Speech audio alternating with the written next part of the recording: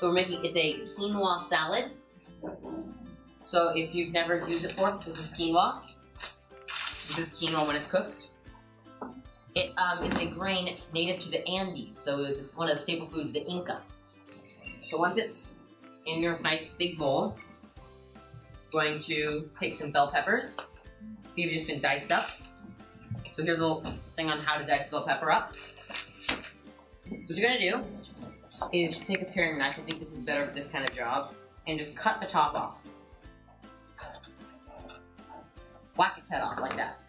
Twist it off. You have a seed cluster. And you can, oh, this will be my little trash bowl. Knock the seeds out, most of them will come out. It'll give you a cleaner cutting board. Then what you do is you cut the bottom of it off. And you can cut this off. Cut this up. Slice it once down the middle. Get like this. Open it up. You can kind of flatten it down, like breaking the spine of a book almost. And then just cut out the nasty white bits. Because the body actually can't digest those. The body can't digest this whole inner layer, but the white stuff doesn't taste as good. The other stuff just doesn't taste like anything. So if anyone ever thinks that like a pepper causes them to get a stomach ache, it's not the pepper, it's just the body can't digest this stuff. So you could literally take the whole top layer off and it probably wouldn't give you that same trouble. Okay. The next thing you want to do is you want to cut it down into a little manageable size. So I'm cutting it down like this. 3 little pieces. Just cut them one way. And then cut them the other way. So you get little squares. They're dicing it, I believe would be the word for it. So you get little bell pepper squares. So you're gonna add those in.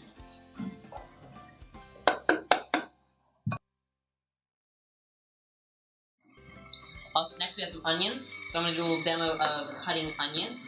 This is a little bit more dangerous. So, protective goggles. Onion goggles. So if you have trouble with crying while cutting onions, they actually sell these. So they look a little funny, but they get the job done. So, it's an onion. And they are rather odd. What you're going to do is you take the knife, cut the very top off. Come on. I need to sharpen this knife some more. Yeah. Then you can peel some of the skin off, or you can quarter it then peel it off. I'm going to do that. And what you want to make sure is that you cut through the stem. Make sure you cut through the stem. If you cut all the way like to one side, the onion will fall apart, which will make our job a heck of a lot harder. We only need a quarter of an onion for this recipe. See? Quarter of the onion. Then it's okay if you peel off the entire top layer. You don't actually have to just get the skin. It's really tedious if you do, which leads to more tears. And then you have too salty food, not good. So you're gonna use your cut it one way without cutting all the way through the root. Cut it the other way. This is the part that's a little scary. Just want to make sure your fingers are up and out of the way.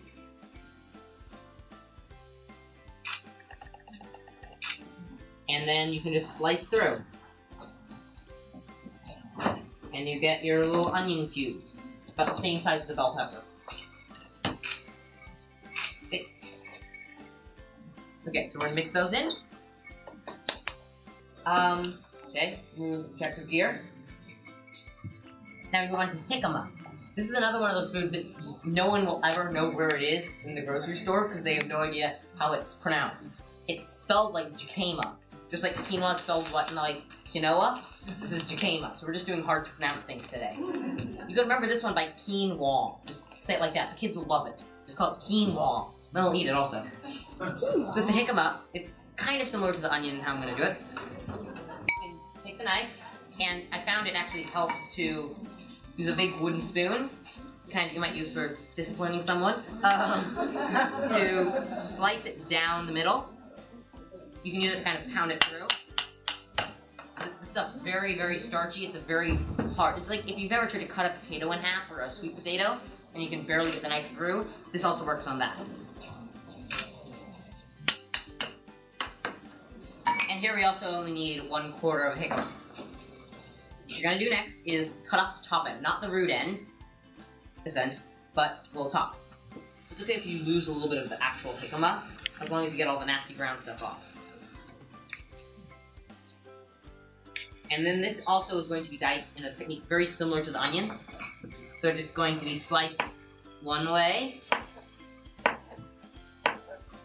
then the other way,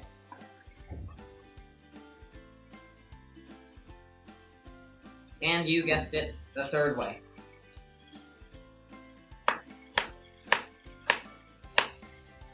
Then you get your little jicama cubes. The jicama, it can be a little kind of starchy sometimes, so if it's really, almost feels like you're putting like cornstarch in your mouth if you eat it sometimes, then you just want to soak it in some water. We mix that all up with our spoons, or if you want to overdress this, a lot of it will be absorbed, and it's better if you let it sit overnight. Like the stuff that you'll be sampling later was made last night. Okay, so then we can add a little bit of salt and pepper.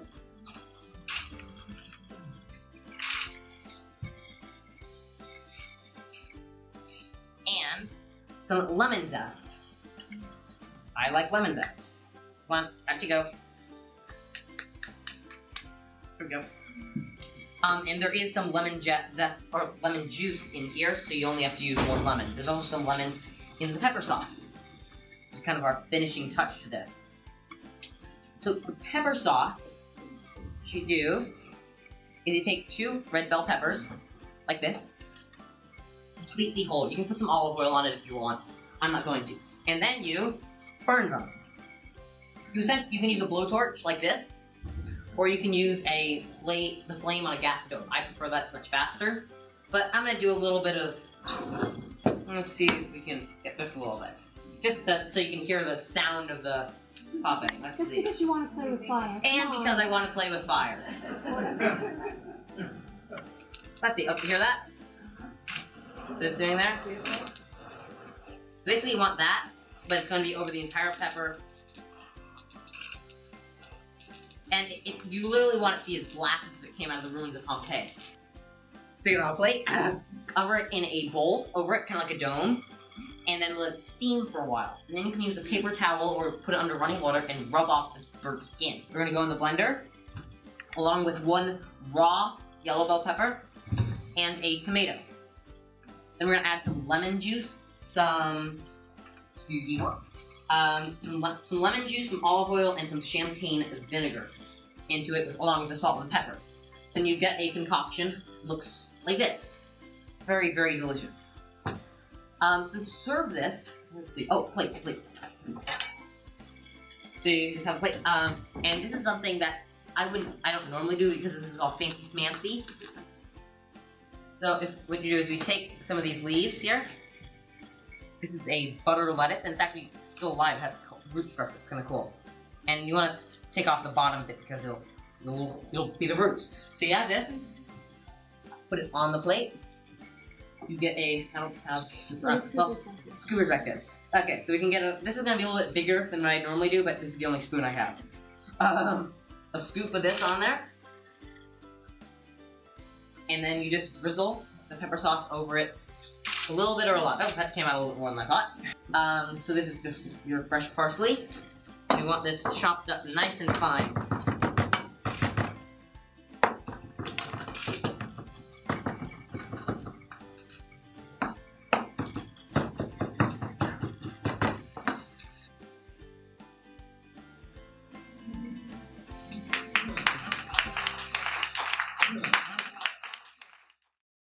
Yes?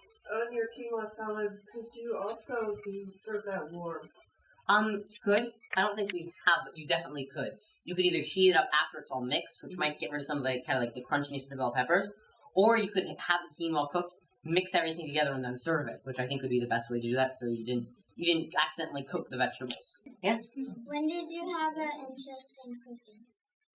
I've always been interested in cooking. We actually have a photo of me, a 1-year-old, sitting in a cooking pot with a chef's hat on. Oh. I really didn't have much say in that, but I guess that may have been a contributing factor. But I've always, like I said earlier, I've always been interested in cooking, but it really took off about, like, 3-4 years ago. And then it made kind of a quantum leap when I got contacted to be on the show, because then it's not just the show itself, Also, you have to make a whole cookbook essentially. Of all these, you have to come up with compile a bunch of recipes. So we're just messing around with recipes, trying to create some new things for the show. Like your olive oils? Do you use blended olive oils? Or No, I just have normal old extra virgin olive oil. Nothing fancy, and Greek, Spanish, it doesn't matter. No. Taste preference is nothing. yeah. I mean, sometimes for like salad dressing that's really fancy, I'll do like a basil olive oil or something. And then this is just champagne vinegar. My favorite vinegar for this kind of thing. Yeah, nothing fancy. But I'm not using fancy balsamic for the dressing. That's fancy balsamics for just when you're drizzling it over something.